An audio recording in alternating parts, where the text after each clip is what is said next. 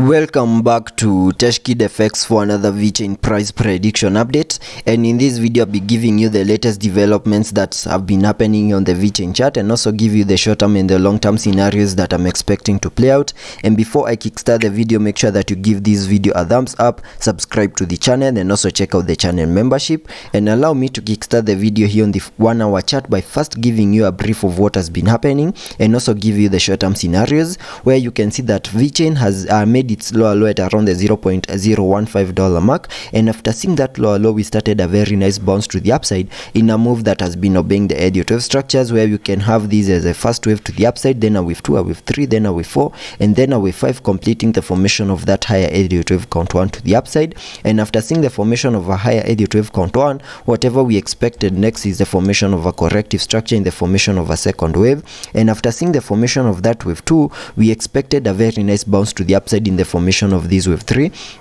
and using the trend based Fibonacci, connecting it from the low of the first wave to the high of that wave 1, then dragging the fibs to the low of the second wave. That gave me a minimum target area at the fib level 1.618 in the formation of this wave 3, and we made our high in the formation of that wave 3 at around the $0.01835 mark. And after completing the formation of that wave 3, whatever we expected next is a corrective structure in the formation of that wave 4. And over here on the charts, we can mark the wave 4 right here, so we can term these as the wave 4 after seeing the high for that wave 3. Whatever we are seeing right here is the formation of that wave 4, and I can have an ABC corrective structure to show the formation of that wave 4, and using the Fibonacci's, connecting them from the low of the second wave to the high of that wave 3, that gives me a minimum retracement area to the lower side in the formation of that wave 4. And you can see we retraced back to the fib level 0.382, so a reaction of the fib level 0.382 before we started this nice bounce to the upside in what I'm terming as a higher Elliot wave count 5 to the upside. So whatever we have right now in formation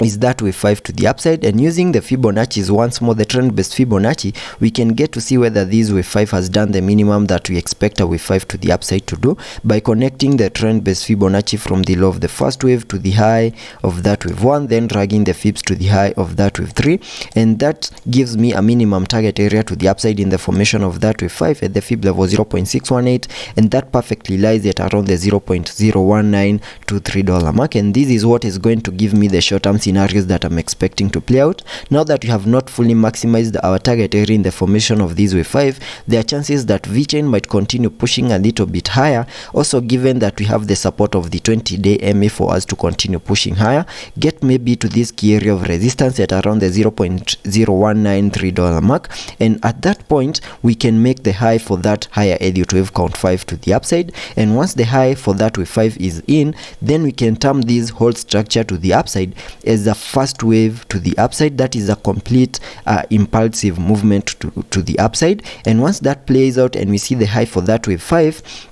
then we can expect a bit of a corrective structure in the formation of a higher Elliot wave count 2 before we see a wave 3, then a wave 4, and then continue pushing even higher in the formation of that wave 5 to the upside. So that is what I'm expecting to play out here on the Vechain chart on the short-term scenarios. I'm expecting one more lower high in the formation of this wave 5 to fully maximize the formation of this wave 1 to the upside before we see an ABC corrective structure in the formation of a second wave, then expect a wave 3, a wave 4, and then continue pushing even higher in the formation of that wave 5. And if I also take a look at the indicators before I get to the long-term scenarios that I'm expecting to play out, to see whether my short-term scenarios will be supported on the RSI. On the RSI, we are trading at around the 59 mark, meaning we have massive room for us to support any movements to the upside to make one more lower high here on the Vechain chart. Also taking a look at the MACD, we have printed a bullish cross, meaning still higher prices are still coming our way. So let's be patient and see how that plays out, and I'll keep you updated on that. And jumping to the daily chart to give you